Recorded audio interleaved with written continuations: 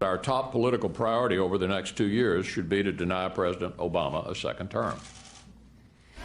Senate Minority Leader Mitch McConnell back in 2010 vowing to obstruct legislation for purely political purposes to try to keep then-President Obama from being elected to a second term. He failed then, but he is at it again now. NBC News reporting that, quote, inside a special closed-door Republican meeting on Wednesday, Senate Minority Leader Mitch McConnell cast doubt on an emerging deal to tighten immigration laws, citing GOP opposition to its provisions and telling senators that linking the two measures could also sink Ukraine aid. Senator McConnell adding that the politics on this have changed. Those politics are purely the desire to see Donald Trump reelected. NBC News adding that, quote, Trump's desire to wield chaos at the border as a political weapon against President Joe Biden in a general election campaign is a factor in the ongoing congressional negotiations. McConnell telling Republicans, we don't want to do anything to undermine him. Joining us now, Democratic Senator Chris Coons of Delaware and co-chair of President Biden's re-election campaign. Senator, thanks for being with us. I want to take this in two parts. First, let's talk about foreign aid. Then let's talk about immigration. When it comes to this aid, what are the stakes of an inevitable delay? The stakes are incredibly high here, Alicia. The supplemental that President Biden sent to the Senate and asked us to pass now many months ago includes several different pockets of absolutely critical spending. Support for Ukraine in their ongoing fight for freedom against Russian aggression. Support for humanitarian assistance, critically needed in Gaza, but in a dozen other countries, from Jordan to Lebanon to Sudan to Syria to Afghanistan. Support for our Indo-Pacific partners, Taiwan and many other countries, and support for Israel. There was also a specific request for $14 billion in border security funding to hire more border security patrol agents, more Customs and Border Patrol, more lawyers to handle quickly the asylum cases of folks who are coming to this country seeking asylum. What is concerning about the development that there are Republicans, egged on by former President Trump, now cheering for a failure of the border security deal that's been negotiated over the last couple of months, is that rather than solving the problem, they may now be trying to instead have an election issue for the fall at the behest of former President Trump. If they do that, they will own responsibility for refusing, once again, to come to the table to negotiate to a good resolution and to try to fix the problem together with President Biden and Democrats who are willing partners in trying to address our border challenges. I want to underscore some of the elements of this immigration deal, the contours of which were still coming together. As you well know, there were a lot of advocates who didn't like this deal for the exact opposite reasons that some Republicans were suspicious of it, which is those advocates. They thought Democrats were giving up too much in the way of parole authority, expulsion authority. What does it then tell you that Republicans, who, as you said, they are supposedly hair on fire over the U.S.-Mexico border, are suddenly walking away from this deal in favor of something theoretically more restrictionist and ugly like H.R. 2, which they know they can never get done?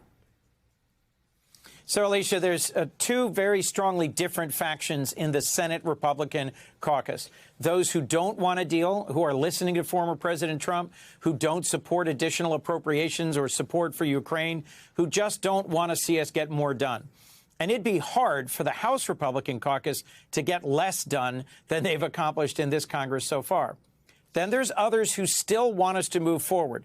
And not to contradict some of the reporting you just put up, but in personal, direct conversations today on the floor of the Senate with McConnell, with Thune, with Cornyn, with Lankford, and with our negotiators, Senators Murphy and Sinema, I'm convinced that Republican leadership in the Senate still wants to get this deal done because they badly want to support Ukraine.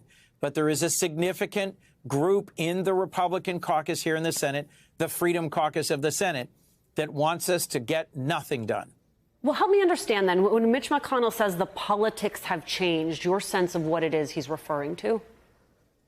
So he explained that in much more detail in a direct conversation we had today and made forceful statements in front of his caucus at lunch today.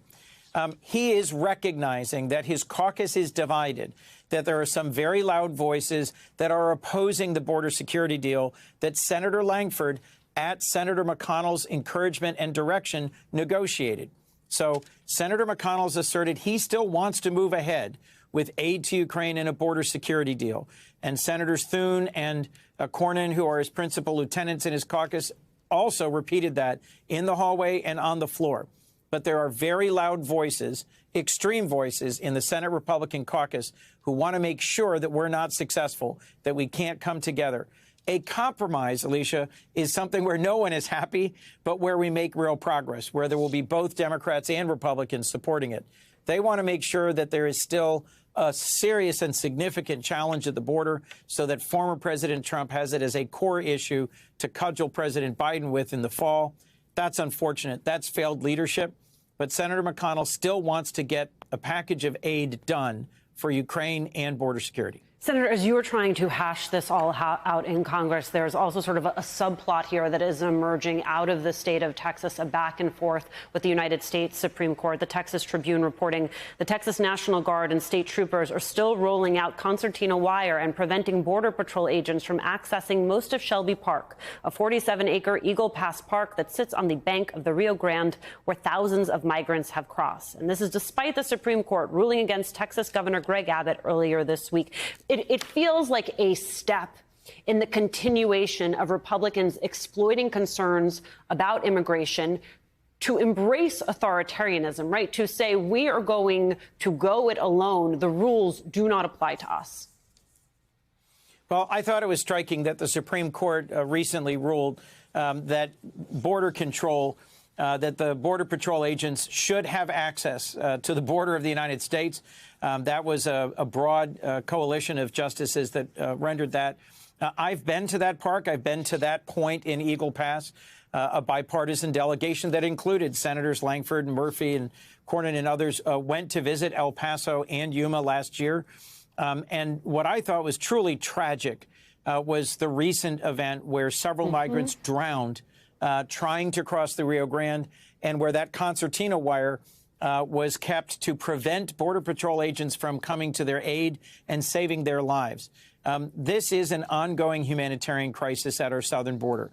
We need to do things to reduce the number of folks who are making an expensive, a long and a difficult journey from their countries of origin. We need to invest in stabilizing those countries and improving the conditions in countries throughout our region. But we also need to make sure that it's clear that the federal government is principally responsible for immigration and border security.